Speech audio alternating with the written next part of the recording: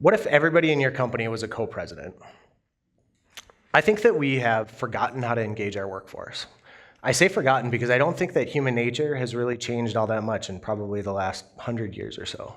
The same things that motivate and engaged my generation and probably most of our parents' generations are the same things that motivate and engage this next generation, the millennials.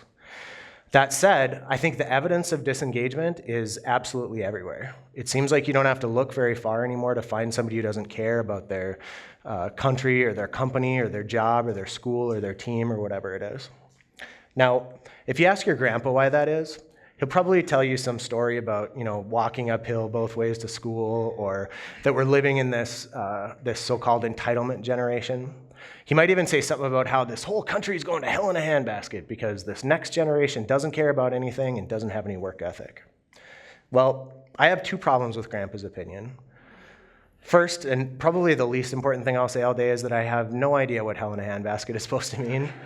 But judging from my grandpa, I would say that grandpas have been saying that about the next generation ever since hellbound handbaskets were a thing, evidently. But second, the notion that we've somehow built and bred this entire generation of people with no pride in the things that they spend their time on, no excitement on the things that they do every single day, has always seemed so crazy to me and so ridiculous that it almost can't be true. I would tell Grandpa the same thing that I tell people all the time, and that's that engaged young people, these people, are the absolute lifeblood of the Nerdery, the software company that I started almost 10 years ago. At the Nerdery, I lead this company of about 450 nerds, but our success as an interactive design and development company has just as much to do with the co-leadership of those other 449 nerds. At the Nerdery, I think we've done something a little bit different. We've built a culture, and it's one of distributed leadership. And a culture like that is inherently one of, kind of unlimited learning and teaching and essentially limitless possibilities. When nerds come up to me and say that they've learned more in the last month or 2 months or 3 months than they've learned throughout their entire career, I can't help but think that we are somehow doing something different. Somehow we stumbled onto something that's motivating people different than a lot of other companies, and I'm proud of the success that we've had. Any success, though, I think has come from the idea and the belief that everybody who works at our company is a co-president. So to explain what I mean a little bit, in the world of business, this world that I have experience in, the president of the company is the person that you would expect to be the most engaged in the business and the most motivated to see it thrive. And I think that presidents care for a lot of reasons, namely that they would probably get fired if they didn't care. But they care because if you think about it, the person who can most impact your president's day-to-day happiness and finances and just general quality of life, for not just him and his dependents, but all of these people who are counting on him, is them. Those are really powerful motivators, and I don't think that they should be reserved for a single solitary president acting alone. The interesting part, though, is that I think that the way most businesses are trying to improve is almost polar opposite from what we really need to do to improve. It's not more rules and regulations, it's not policies on things like internet usage or strict working hours. It's actually less of those things, way, way less. We need to start measuring what matters. If you think about it, nobody cares how much the president of your company messes around on his Facebook account during the day. Nobody cares. You might say you do, if you're standing around the water cooler or talking about something bad that happened in the company. But the reality is that nobody really cares because the only measure of your president's effectiveness is the success of the company and the direction that they're taking you inside the company.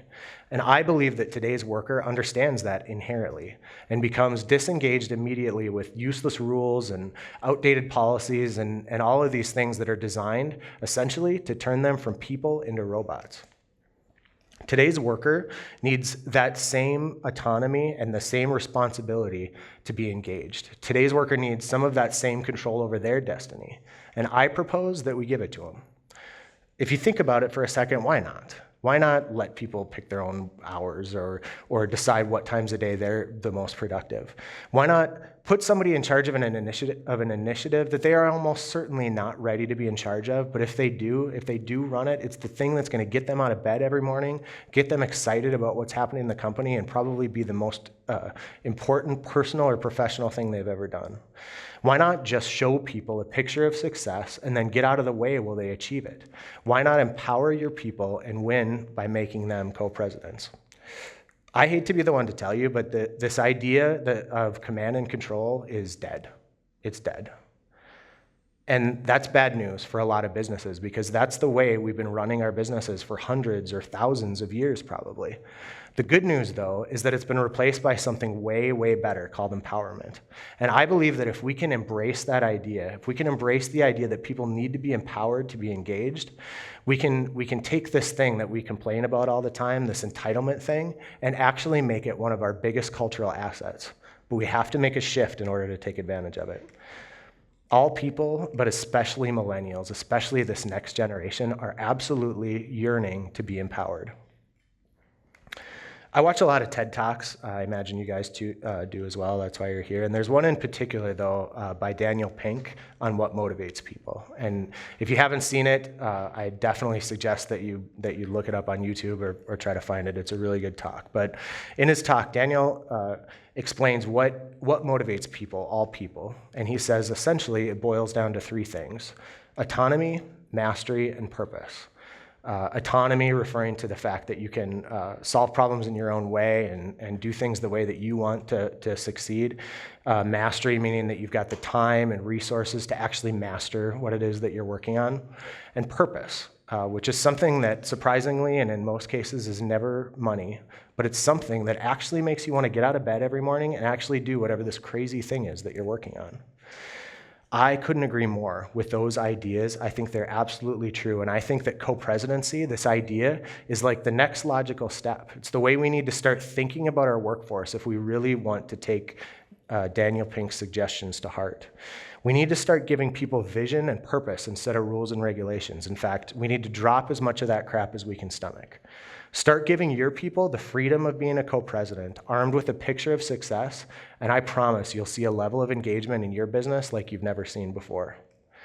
At my company, where the vast majority of people fall into this entitlement generation group, we are not the company that you might think that we are. If you look at some of these pictures, or you read our blog, or maybe take a stroll through the office without really getting to know the people there and see what's happening, you would think that we are part of some ridiculous fraternity that has somehow managed to keep the lights on all these years, but doesn't actually ever get any actual work done. But that couldn't be farther from the truth. At our company, people are solving problems, these people, long before I know they exist. They use their co-presidential freedom to figure out what they love and figure out how to actually apply it to the work that they do. They treat the company as if its success or failure is a reflection on them personally, as if it's their company. And that's where the magic happens. All the things that every business really cares about at the end of the day, like growth and profit and success and sustainability, all the things that shareholders care about and employees care about ultimately, all of those things are absolutely side effects of an engaged workforce. So if this is a group of entitled people, then I think we need to embrace that entitlement, because what they feel entitled to is an organization that really empowers them to succeed. To talk about the power of entitlement, of co-presidency, I want to share a quick story with you. The person up on the screen here is Mark. Mark has worked for me for the last 8 years, is absolutely great at his job, and if you can't tell by the picture, Mark is also a total nerd. He's a programmer by day, and in his spare time, he plays chess, enjoys board games, and fencing. One time he wrote pi well into 1,000 digits on the whiteboard in our office. Mark is absolutely the definition of an introvert. I still remember when we were interviewing him for the job, the first thing that he said, the first condition to even coming in the door to have the first conversation with us, is that he would never, ever, under any circumstances, have to talk to a customer. Now, picture him making a statement like that to Grandpa before a job interview. So that's a picture of Mark. That's who he is. And while everything that I just said about Mark is absolutely true, that's not what I talk about when I talk about Mark today. Mark has become a visible cultural leader in our company. He organizes a number of events like our Pentathlon, which is our biannual nerdy Olympic Games, and is a huge part of our culture doing the things that he loves. He founded our employee newsletter. He routinely stands in front of hundreds of his coworkers to talk about things that are going on in the company or MC events. And he does all of this stuff on his own. He doesn't, it's not by the direction or with oversight or mandate from the broader organization. None of these things that I talked about were initiatives that were handed down by, what you might consider traditional leadership inside the company. But he does this stuff because he loves what he's doing and he loves to be a part of it and make a difference. And everybody at my company now knows who Mark is because Mark's out front and Mark's making a difference. One of the proudest moments of my career was in 2011 when Mark spoke at a top workplace event.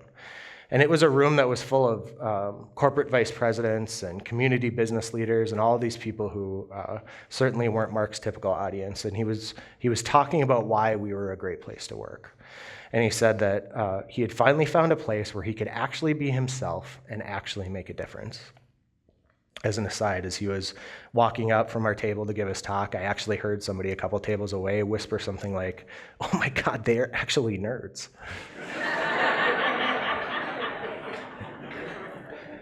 The thing is, though, we're all nerds. We're all nerds about what we love. And for you, that might be baking cookies or watching football or solving math problems or whatever it is. But what binds us together is that we are passionately engaged in the things that we love doing.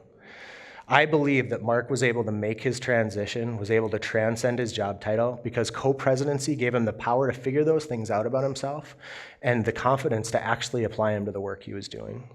Mark wanted to make a difference, just like everybody from every generation, no matter what, wants to make a difference, and co-presidency gave him that opportunity.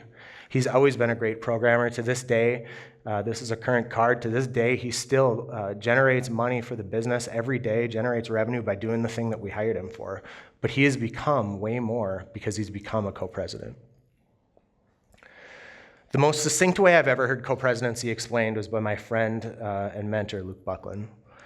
Luke taught me the concepts of co-presidency a long time ago, long before we had any idea what co-presidency meant, and certainly not because we were trying to come up with this grand new leadership philosophy.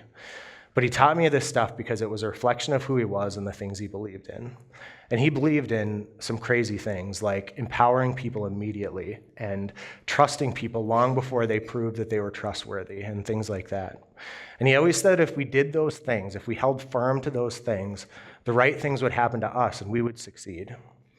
About 3 years ago, Luke was killed tragically in a plane crash. But before he died, he sent the last of his many epic and now legendary in the halls of the nerdery all-staff emails. But this time, instead of the typical, hooray, guys, we did it, or come on, let's climb the mountain, or whatever you would expect to maybe get from your president, he said something a little different, and I want to share a little piece of that with you today. Luke said, "I remember a day when there were no managers, no directors, no coordinators, no specialists. We only had presidents. Well, maybe one president and a couple of co-presidents. Forget about your job titles. Put your business card on the desk in front of you and look at it. I'm here to tell you that this is not your title. This card does not define you. You are a co-president. You're bigger than your defined role, and you're much more than your job title. Play your part, transcend your job title, be a hero." Now imagine with me for a second that you just got done cleaning the bathrooms or ordering office supplies or writing a piece of code or whatever your day-to-day responsibilities happen to be. And you get back to your desk and you read something like that. But you don't just read it. It's not like today where I just put a quote up on the wall, but you read it, and because of your experience with the company and the people and the person who wrote the message, you believe that it's true. You actually believe that you're that trusted and that empowered to be a co-president in your company. I can tell you from experience, after reading that message, the first thing that everyone wants to do is live up to their new job title. When Luke passed, my leadership role in the company changed and expanded dramatically. And I can tell you that both personally and professionally, it was the most difficult thing that I've ever done in my entire life. But because of this culture of co-presidency and because of the passionate engagement of these people that we talk about in the entitlement generation, we not only made it through, but we became a better company and a more successful company.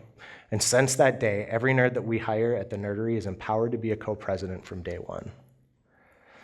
So I'll ask a couple things of you guys before I go. First, if you find yourself complaining about this entitlement generation, do me a favor and just shut up. There is no generation of misfits. What we have is a world that's failed to adapt as our worker has been evolving. Start evolving and start giving your workforce the autonomy to be awesome. They will be awesome if you give them a chance. And second, if you are one of these so-called misfits, if you're part of this entitlement generation, stop accepting the world's mediocrity and for God's sake, stop whining about it on Twitter all the time. Figure out what really engages you in life and build a personal mission around becoming a co-president and whatever that is. The empowerment that you're looking for, the empowerment that makes you fulfilled is out there. And you'll find it if you just don't stop looking and if you don't accept anything less. Thanks for your time.